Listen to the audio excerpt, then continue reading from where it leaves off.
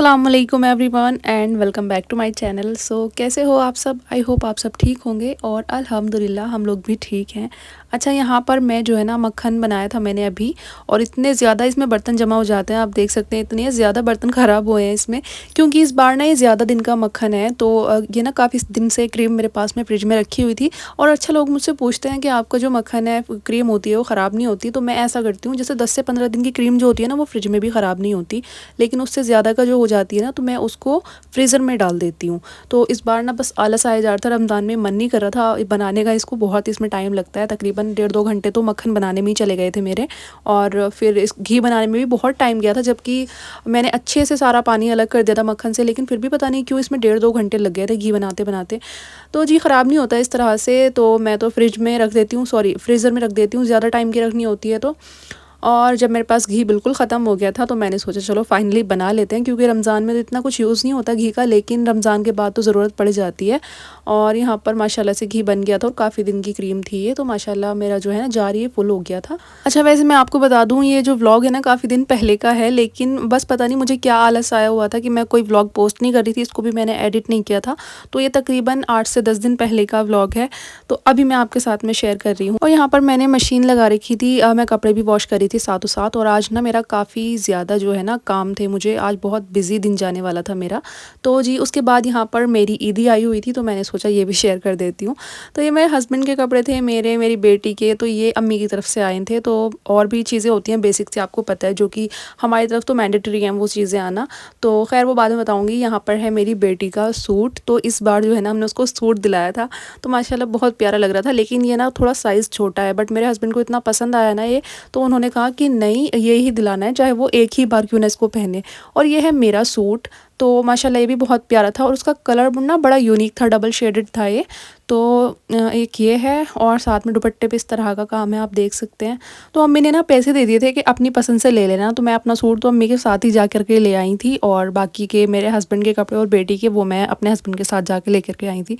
तो खैर ये रहा, माशाल्लाह बहुत प्यारा सूट था ये भी, और ये इसका बॉर्डर है, दामन है, तो इस तरह का वर्क हुआ हुआ है। दुपट्टे पे भी काफ़ी अच्छा काम है। और मेरे हस्बैंड के कपड़े थे सबसे सिंपल, क्योंकि वो तो ईद मनाते हैं कुर्ता पजामा, तो उन्होंने सिंपल ये कुर्ता पजामा बनाया था। तो क्या बोलते हैं, मैंने सोचा इसको क्या ही ओपन करना है, तो ये बहुत सिंपल होता है। उसके बाद मुझे ये रही मेरे सूट की चूड़ियाँ। अच्छा, मेरे सूट का जो कलर है ना उसके मैचिंग की चूड़ियाँ ही नहीं मिली है, मतलब वो शेड ही नहीं है चूड़ियों में, पता नहीं उस शॉप वाले के पास नहीं था या मतलब होता ही नहीं है।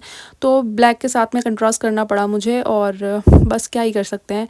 तो लेकिन ठीक लग रही थी, लेकिन जैसा मैंने इमेजिन किया था वैसी नहीं है ये चूड़ियाँ। और मेरी बेटी की ब्लैक ड्रेस है, तो उसके साथ में ब्लैक चूड़ियाँ हैं, तो हमारी चूड़ियों में तो ट्विनिंग हो जाएगी, और सैंडल्स में भी हो जाएगी, वो मैं आपको बाद में दिखाऊंगी। अपने तो मैंने आपको दिखा दिए हैं। तो क्या बोलते हैं, तो मैंने तो ब्लैक लिए हैं, आपको पता है, ब्लैक हील्स ली थी, तो वो चल जाएंगी मेरे सूट पर। चूड़ियाँ भी ब्लैक हो गई हैं, हील्स भी ब्लैक हो गई हैं। और उसके अलावा जो है हमारे यहाँ पर तो आपको पता है ईदी में जो मतलब मुझे मेरे करीब से देखते हो उनको पता होगा, सूट कपड़े ये तो इतना ज़रूरी नहीं होते, हमारे यहाँ जाता है राशन का सामान जिसको बोलते हैं तिवारी। तो भाई वो चीज़ें तो ज़रूर आती हैं, मतलब चाहे एक बार को बंदा कपड़े ना दे ईदी में, लेकिन वो चीज़ें ज़रूरी होती हैं। उसमें पूरा शीर का सामान होता है, और अलग अलग तरह के जो है ना ड्राई फ्रूट्स वगैरह होते हैं, और मतलब अपनी चॉइस है, कुछ भी दे सकते हैं। तो और राशन का सामान होता है, तो ये चीज़ें तो ज़रूर आती हैं। तो वो मेरी भी आई थी, फिर मैंने कहा वो क्या ही दिखानी है, तो वो तो थोड़ा अजीब हो जाएगा। उसके बाद जो है हमने सब चीज़ें तो रख दी थी। फिर आज मैं कर रही थी प्रिपरेशन, थोड़ी सी इफ़्तार मुझे बाहर भिजवानी थी। तो मेरा वैसे बिल्कुल भी तबीयत ठीक नहीं थी, बट फिर भी मैंने सोचा यार इस तरह से आलस करती रहूँगी तो हो नहीं पाएगा। तो यहाँ पर जो है मैं सबसे पहले चना चाट बना रही थी। अच्छा, वैसे तो इसकी रेसिपी मैंने लास्ट ईयर भी शेयर करी थी, लेकिन मैंने सोचा बना रही हूँ तो आपको बता देती हूँ। मैंने यहाँ पर ऑयल लिया था, उसमें थोड़ा सा ज़ीरा डाला, जिंजर गार्लिक पेस्ट डाला, उसको अच्छे से थोड़ा सा 1 मिनट के लिए फ्राई किया। फिर उसमें मैंने कटे हुए ऑनियन डाल दिए थे, थोड़ा सा फ्राई करना है उसको, गोल्डन फ्राई नहीं करना है। फिर टोमेटो एंड हरी मिर्च डाली, और उसको अच्छे से एक बार मिक्स किया, नमक डाला, और ग्रीन चिली सॉस डाली, थोड़े बेसिक मसाले डाले, जैसे रेड मिर्च पाउडर, धनिया पाउडर, चाट मसाला, गरम मसाला, हल्दी पाउडर, ये सब चीज़ें डाल करके अच्छे से मिक्स किया। फिर हमने बॉइल्ड इसमें जो है ना ये चने डाल दिए थे। उसके अलावा मैंने इसमें डाली थी थोड़ी सी इमली गुड़ वाली खट्टी मीठी चटनी। तो उसके बाद में थोड़ा सा सोया सॉस डाल दिया था मैंने इसमें, और बिल्कुल थोड़ा सा विनेगर, मतलब बहुत ज़्यादा नहीं जाता, बिल्कुल 1 टेबल स्पून, दोनों चीज़ें जाएंगी ज़्यादा से ज़्यादा। और बस अच्छे से इसको मिक्स कर देना है। और इसमें मैंने आलू भी डाले थे बॉईल किए हुए, चनों के साथ ही मैंने बॉईल कर लिए थे। अच्छा वैसे आज इतना बिजी थी मैं कि मैं इसमें लेमन स्क्वीज़ करना भूल गई, लेकिन इसमें लेमन भी जाता है। तो ये हो गई थी रेडी चना चाट हमारी। और उसके अलावा अब मैं बनाने लगी थी ये आलू वाली चाट। तो यहाँ पर मैं क्या करती हूँ, आलू को ना मैं बॉईल कर लेती हूँ छोटे छोटे क्यूब्स में कट करके। उसके बाद में ना इन पे एक मैं थोड़ी सी कोटिंग करती हूँ, जैसे कि चावल का आटा होता है ना, उसमें बेसिक स्पाइसेस मिक्स करके मिर्ची नमक वगैरह चाट मसाला और ब्लैक सॉल्ट मिक्स करके ना, और आलू को ना कोट कर देती हूँ उसके अंदर। तो फिर हम इसको फ्राई करते हैं और ये 2 बार ही फ्राई होते हैं। तो एक बार हम हाई फ्लेम पर फ्राई करके निकाल लेते हैं और फिर इनको ना थोड़ा सा प्रेस करके हाथों से दोबारा डालते हैं ऑयल के अंदर, और फिर इसको स्लो फ्लेम पर फ्राई करते हैं। बहुत क्रिस्पी बनते हैं ये। तो उसके बाद जी हमारी यहाँ पर फ्रूट चाट भी हो गई थी रेडी, और हमारी पकौड़ियाँ वगैरह भी फ्राई हो रही थी। तो जो आलू वाली चाट है ना वो बहुत अच्छी बनती है, लेकिन मसला यहाँ पर ये हो गया था कि मैं क्योंकि ज़्यादा क्वांटिटी में चीज़ें बना रही थी तो मुझे वो पहले से बना के रखनी पड़ी। लेकिन अगर आप उसको सिर्फ 10 मिनट पहले बना के तब सर्व करेंगे ना तो बहुत क्रिस्पी बनती है। लेकिन यहाँ पर ये प्रॉब्लम हो गया, क्योंकि अगर मैं ऐसे नहीं कर सकती थी, क्योंकि मुझे काफ़ी सारी चीज़ें और भी बनानी थी, तो फिर मुझे पहले से बना के रखनी पड़ी। और फिर मैंने नोटिस किया कि वो थोड़ी सौगी हो गई थी, बट क्या कर सकते हैं, घर में भिजवानी भी होती है, क्योंकि मुझे आसपास भिजवानी थी 1-2 घरों में। तो टाइम लगता है जाने में भी, तो 10-15 मिनट पहले तो बंदा भिजवाए ही, और फिर पूरी प्रिपरेशन करनी होती है, सारी चीज़ें सेट करनी होती हैं। और यहाँ पर था हमारा दस्तरखान, देख सकते हैं आप, ये चने वगैरह भी रखे हुए थे और बाकी सारी चीज़ें थी। माशाल्लाह आज का दिन अच्छा गया। और उसके बाद में जी हम आ गए थे मार्केट यहाँ पर।